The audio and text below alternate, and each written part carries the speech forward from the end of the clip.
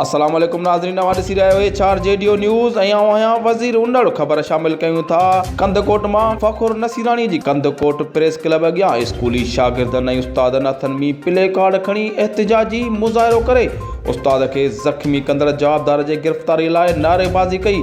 उन मौक़े ते एहतिजाज कंदड़ उस्तादनि मोहम्मद अली, सुभान मलक ऐं सज्जाद मलक मीडिया सां ॻाल्हाईंदे चयो त संगावती तकरार तां असांजे बिरादरीअ जे शरपसंदनि असां मथां हमिलो करे असां जूं ॿाहूं पिणु भञी छॾियूं आहिनि। हिननि चयो त काला असां ख़िलाफ़ सरकारी उस्ताद अली अकबर मलक स्कूली शागिर्दनि खे असां ख़िलाफ़ रोड ते आणे असां ख़िलाफ़ मन गढ़त बयानबाज़ी कई आहे, जंहिंजे ख़िलाफ़ उस्ताद यूनियन अॻुवान ऐं लाॻापियल आला हुकाम नोटिस वठी असां सां इंसाफ़ कनि, न त ॿी सूरत में एहतिजाज जो दाइरो वधायो वेंदो। HR JDO न्यूज़ में फ़िलहालु एतिरो ई। वधीक ख़बरुनि अपडेट्स लाइ ॾिसंदा रहो HR JDO न्यूज़।